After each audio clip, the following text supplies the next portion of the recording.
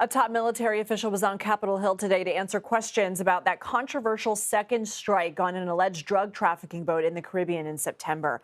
Admiral Frank Mitch Bradley told leaders of the House and Senate Armed Services and Intelligence Committees that he ordered that strike after it was determined 2 survivors from the initial attack were trying to climb back onto the boat and retrieve what a source describes as illegal narcotics. The operation has several lawmakers demanding more information, calling it a potential war crime and asking for more on Defense Secretary Pete Hegseth's role in it. CBS News congressional correspondent Nikole Killion is on Capitol Hill with more. Nikole, what are lawmakers telling you? Well, some are talking, others aren't, but those that are have shared some details about this briefing, particularly some of the video that was shown to several members of Congress with respect to this strike, particularly that second strike in question after there were a pair of survivors seen clinging to a boat. But the accounts of what happened next appear to differ. Take a listen to what 2 members of Congress shared with reporters a short time ago.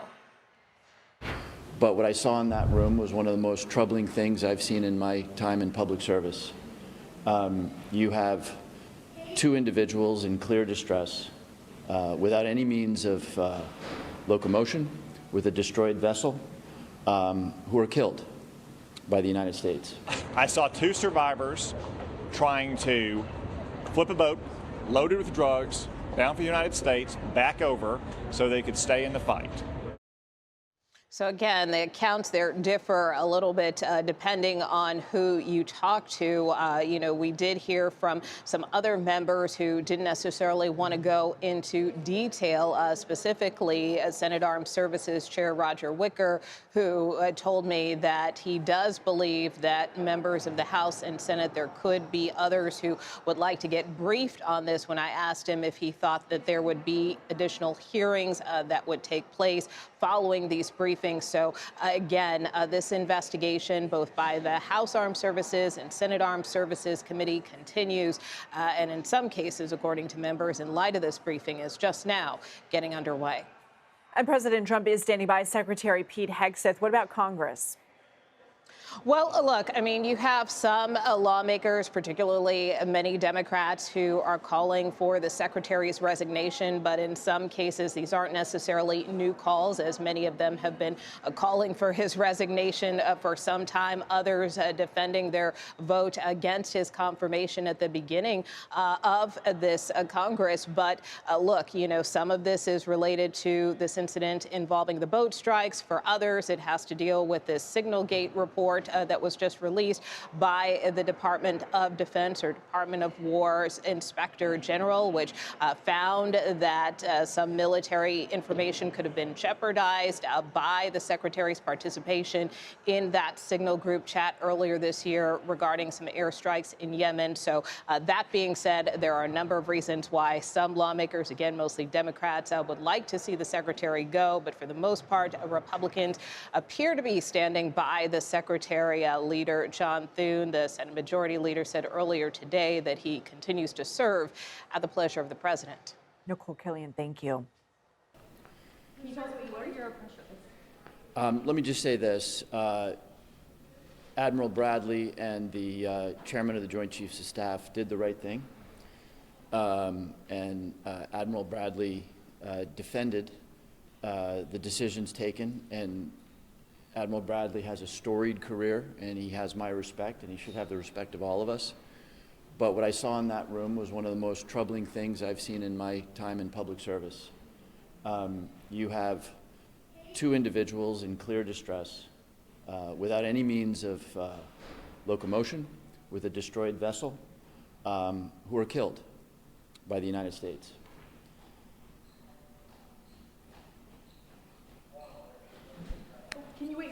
Can you tell us a little bit more about exactly what was so troubling? Like, what were some of the things that troubled you? Under the DoD manual for abiding by the laws of armed conflict, the specific example given of an impermissible action is attacking a shipwreck. Any American who sees the video that I saw will see the United States military attacking shipwrecked sailors. Bad guys, but attacking shipwrecked sailors. Now, there's a whole set of contextual items that the Admiral explained. Yes, they were carrying drugs. They were not in the position to continue their mission in any way. People will someday see this video and they will see that that video shows, if you don't have the broader context, an attack on shipwrecked sailors. That's what, the last thing I'm going to say is that the Admiral confirmed that there had not been a kill them all order, and that there was not an order to grant no quarter. So does it exonerate Hegseth? Does it exonerate him? Do you think the video should be released publicly? I do. Yeah, I want to thank Admiral Bradley and General Kane for coming to brief about the strikes on September 2nd, which were righteous strikes. These are narco-terrorists who are trafficking drugs that are destined for the United States to kill thousands of Arkansans and millions of Americans. The first strike, the second strike, and the third and the fourth strike on September 2nd were entirely lawful and needful, and they were exactly what we would expect our military commanders to do. What exactly did you see in terms of the video of the second strike? Were there survivors? I saw two survivors trying to flip a boat loaded with drugs down for the United States, back over so they could stay in the fight. And potentially, given all the context we heard, of other narco-terrorist boats in the area coming to their aid to recover their cargo and recover those narco-terrorists. And just like you would blow up a boat off of the Somali coast or the Yemeni coast, and you'd come back and strike it again if it still had terrorists and it still had explosives or missiles, Admiral Bradley and Secretary Head said that exactly what we would expect them to do. Congressman Hines said it's one of the most disturbing things he's seen in his career. Did that match Who up did? with what you, Congressman Hines? No, I didn't see anything disturbing about it. What's disturbing to me is that millions of Americans have died from drugs being run to America by these cartels. What's gratifying to me is that the president has made the decision, finally, after decades of letting it happen, that we're going to take the battle to them. And we're going to continue to strike these boats until cartels learn their lesson that their drugs are no longer coming to America. Did a military JAG say that the second and follow-on strikes were all lawful? Yes, look, this is not like a firefight in some cave in Afghanistan that had 3 people. This was witnessed by literally hundreds of uniformed and civilian personnel at the Pentagon, at Fort Bragg, at other installations. Dozens of them were lawyers. Everybody was watching. Everybody had seen the intelligence and the legal basis leading up to these strikes. Everyone was present during it, and that continues to be the case. There's been no change in the guidance or the order that the Secretary has given to our troopers. And in subsequent strikes, there is an example where survivors actually were shipwrecked and distressed and not trying to continue on their mission. And they were treated, as they should be, as non-combatants. They were picked up by U.S. forces. Just an example of how, of course, our military always obeys the laws of war. Our military also acts within appropriate lawful authority to target these narco-terrorists. But Congressman Hines also said that according to what he saw in that video, the two who survived trying to get back on the boat, there was no way they could have conducted further operations or anything like that. Do you disagree with? Jim may disagree with the entire operation. He may be okay with drug boats running to America, or at least thinking that it's an effective tactic to interdict them. I just disagree with that. These are narco-terrorist, foreign designated terrorist organizations who are bringing drugs to our shores that have killed millions of Americans and thousands of Arkansans. If you think these strikes are justified and righteous, as I do, and I want them to continue, then of course the second strike, when you have 2 survivors who are trying to flip their boat back over and continue on their mission, remain in the battle. Unlike a subsequent strike in which there was no such indication, and they were what's called distressed or shipwrecked under the laws of the sea and the law of armed conflict, and our military went out and picked them up. Is it your expectation that these strikes will continue? It's my expectation and my deep hope that these strikes will continue. What about on land? The president has said that strikes could happen on land. Is that something you would support? if necessary to stop the flow of drugs into the United States and protect our communities and our children, we should take force to these cartels wherever they are authorized. Should the video be more common as strikes continue? Say again? Should briefings become far more common as strikes continue? No, look, it's not Congress's role to sharpshoot every single tactical decision. This was the first strike, so understandably the Secretary and Admiral Bradley wanted to be involved in it, but subsequent strikes, again, we don't expect admirals and the Secretary of Defense to be approving patrols in Iraq or Afghanistan during the war on terror in those places. They shouldn't be involved in every single decision here, nor should Congress be sitting there sharpshooting and Monday morning quarterbacking. But yesterday the president told reporters that this is war regarding the actions with Venezuela. So that seems like an escalation that Congress would want to be a part of. Well, look, they came up here today to brief us because of the lies that were in the Washington Post last Friday to clear the air. I advise the next time to immediately put out what they told us today, because if they had put it out on Friday or Saturday, you wouldn't have the 6 days of controversy. I think you would have had the American people very satisfied that we have such a high degree of professionalism in our military, and the president is taking the battle to these narco terrorists. So you believe the whole video should be released in its entirety? I mean, I'll leave that to the Department of Defense and whether or not there's anything in there they don't want to release. I didn't see anything in there that concerned me. Look, these videos have been made and released for 25 years. Like, you've all seen videos that have been released of drone strikes or helicopter strikes on terrorist groups in Afghanistan or Syria or Iraq or Yemen. There's nothing novel or new here. Just because it happened on water doesn't make any different than happening on land. There was no change in protocol or policy from September 2nd through the rest of the strikes? Nope. General Kane made it clear multiple times under questions from me that the orders have not changed from the first strike to today. So the actions that our military took on September 2nd and the actions they took on a subsequent strike in which there were distressed shipwreck that were deemed non-combatant is happening under the same legal standards and operation order. Was there a kill-all order from Secretary Hegseth? No, both. Admiral Bradley was very clear that he was given no such order, not to give no quarter or to kill them all. He was given an order that, of course, was written down in great detail, as our military always does. But was there a vocal order as well? There was no vocal order either. After what you heard today, do you think it's appropriate for Senator Wicker to be launching into a continuous investigation into the second strike? Well, I mean, I think what we saw today and what Senator Wicker and Senator Reid on the Armed Services Committee saw today is a very thorough inquiry into exactly what happened. I can't say what's going to happen on the committee in the future, but I think what happened today with General Kane and Admiral Bradley coming up and showing us the videos, kind of talking through everything that led up to September 2nd, is a very thorough review of what's happened. No more information is needed from the table. I don't personally need any more information, no. Senator, how far apart were those strikes on September 2nd? I mean, they're several minutes apart. You had obscurance, both the smoke from the first strike and then cloud cover as well. I couldn't tell you exactly how long. But minutes, they weren't. Minute. I think minutes. Yeah. Minutes, not hours. Senator, I don't think so. Senator, you said that the strikes were righteous, that there were 4 of them. Would you have taken the same shot if you were in that position? If I was Admiral Bradley and I'd been delegated that authority, absolutely. And I'd do it again. Was there more than 4 shots? Based on the briefings, No, there's 4. based on the briefings you've received, do you agree with the president that we are at war in these engagements? These drug cartels have been waging war against the American people for decades, and we are finally simply joining it. We are. All right, I got to go vote. Should there y'all. be an AUMF? Was the vote?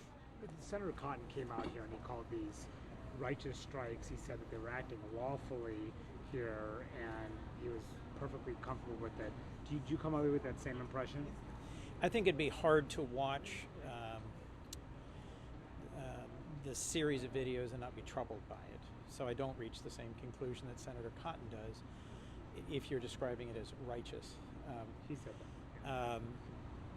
But I have more policy questions than ever about the framing of the mission, the rules of engagement. I'm not going to get into the details, but there were some things that I was briefed on that are reassuring about process, about intelligence, about the role of the JAGs. But more broadly, what we are asking the men and women of our armed forces, and in particularly special forces, to do, I think still lacks clear justification. That's not specific to this operation or this strike. That's the entire undertaking. Exactly how narcotics being trafficked in the Eastern Caribbean on the open ocean connect to harming the United States at a level that justifies lethal strikes repeatedly, I have not yet been persuaded of. Given that we do interdiction in the open ocean with Coast Guard and DEA officers, agents, over and over and over, why these particular boats in this particular region ought to be struck by missiles and ought to be tweeted out by the Secretary rather than interdicted by the Coast Guard and then the crew interrogated for better information about the operations of narcotics traffickers. These incidents are happening a long way from the United States in the open ocean in the Eastern Caribbean. I am not questioning how our armed forces are carrying out their orders. I'm questioning why the administration is engaging in this campaign and whether this is justified and the best use of these remarkable capabilities of the Navy and our special forces. What Senator Cotton said is that he said that from the video that he saw, that these survivors went back into the boat, but were trying to move ahead with their efforts to traffic drugs or provide information to other, who he said were narco-terrorists, and that's why it made sense to strike this boat again. Did you come away with that same impression? I did not. How did you guys come up with such different conclusions? I don't know. But why did you come up with your own impression on this? Well, you're now asking me to respond to a characterization by Senator Cotton that I didn't hear? Explain your impression of what happened with those two survivors. In a second strike, they were killed, and in a third and fourth strike, the boat was sunk. But I'm not going to get into a lot more of the details around that because I don't think that's appropriate given this was in a classified setting. There's been lots of public reporting about this, and I'm trying to make it less inaccurate, not more inaccurate. The underlying judgment that frames this entire operation is that if there is a boat with narcotics and people who are affiliated with a narcotics trafficking organization, that's a legitimate target. I've still got questions about that. Would you want to hear from Admiral Lucy about Hexas leadership and just the administration's move with the Department of War? Yes. He retires next week. Is that something you would be pushing for, like an open testimony from him? I had sent a letter on behalf, I'd asked for briefings on these matters for some time. Look, I appreciate that we had the chairman of the Joint Chiefs and the JSOC commander, later SOCOM commander, the Admiral with us today. But this campaign's been going on for months. There have been dozens of strikes. There have been, I think, nearly 80 people killed now. I think it deserved a fuller and more clear briefing and legal justification well before this moment. Was Secretary Hegseth responsible for this strike? Secretary Hegseth is responsible for all of these strikes because he's responsible for the campaign and for the rules of engagement and for how it's being carried out. Senator Cotton said he expects these strikes to continue. Do you think there will be more briefings with these? There should be. There has to be more and better briefing about why this is the right thing for us to be doing, because if the President of the United States pardons the former President of Honduras, who was convicted by an American court of trafficking hundreds of tons of cocaine, not in general, but specifically to the United States, if President Trump can pardon a convicted narco-terrorist trafficker, how does this campaign where we are targeting and killing folks on the open ocean to prevent their trafficking of drugs anywhere, how is that legitimate? That's a policy question. That is not a question rooted in the operation of our armed forces. That's about the larger judgment, which the Secretary and President are responsible for. I'm sorry if you've already answered this, but can you say anything about whether the original orders that were given by Secretary of Defense Pete Hegseth, it sounds as if he did not order to kill everyone on board? I'm waiting for some follow-up from this briefing, but that's certainly what was presented. And then we also heard from Senator Cotton that the boat was flipped over and the survivors were trying to flip it back right side. Is that your understanding? That's a fair characterization. Was the strike after the survivors had climbed back in the boat? Or did they ever climb back in the boat?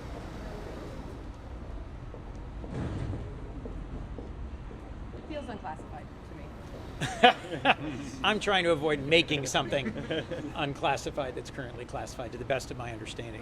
Senator Cotton and I came out with different understandings of what we saw. And then Do you one more thing, understand- was do you there a jag in understand the room making Yes. telling them? Do you understand why Secretary Hexet said that he was not there watching the second strike happen when it was carried out? I don't understand why, Did other than he's busy. Did Admiral Bradley talk about that at all? About why he was no Secretary longer Hexet involved? No, that was not addressed. And I thank you all very much. Thank you. Let me start by saying, to echo what others have said, the video was very disturbing. And I think Congress needs to see it.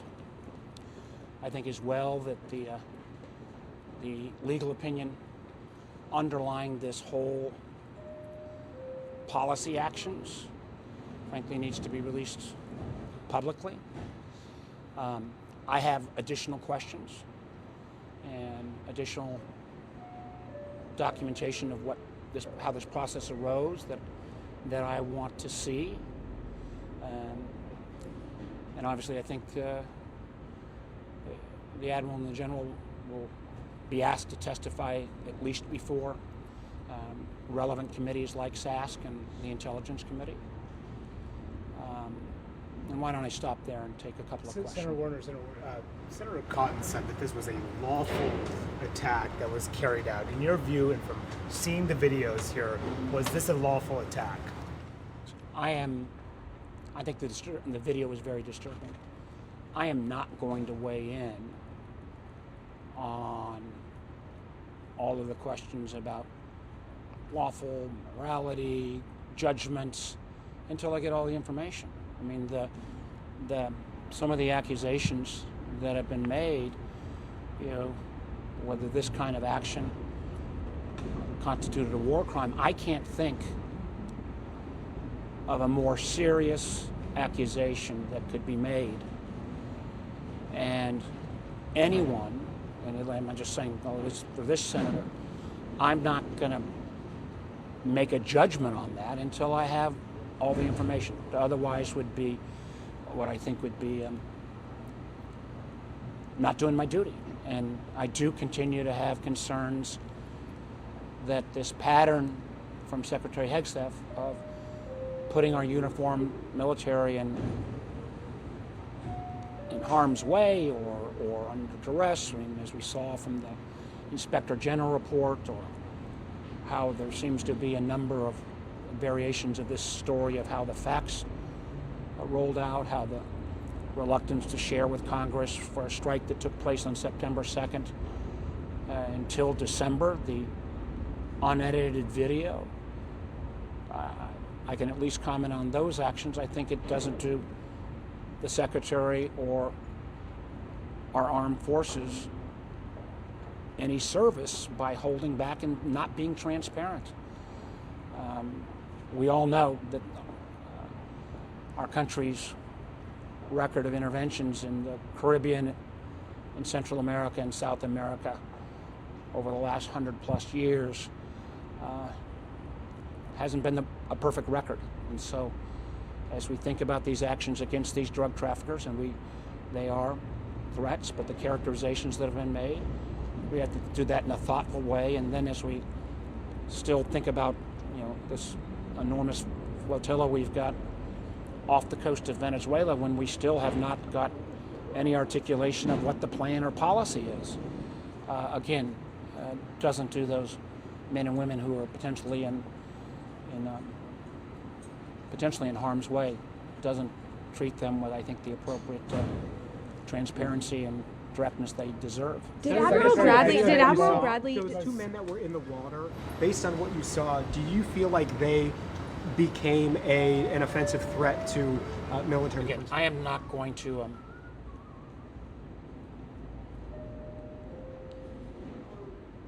I'm going to say what the video was very troubling, and I think more people need to see it. But I want to better understand process, justification, and some of the items. I had a checklist of items that I want to see that I think many of my colleagues have asked for as well. Did Admiral Bradley specifically order the follow-on strikes at the order of Secretary Hegseth? Was it Secretary Hegseth's orders why he actually ordered those follow-on strikes? I think that is a question that I want to still get some further clarification on. What were the original orders? And again, I'm not going to, I think I've been as clear as I'm going to be. I'm going to, in terms of judgments, I'm going to reserve making judgments, particularly when we're talking about something that is so extraordinarily serious, not only in terms of Secretary Hegseth and Admiral Bradley, but candidly in terms of the United States Armed Forces. I'm not going to jump to some conclusion. I wish this could have, this eventual transparency could and should have happened much earlier, but we are where we are today. And can you talk about one part? Was Secretary Hegseth responsible ultimately here?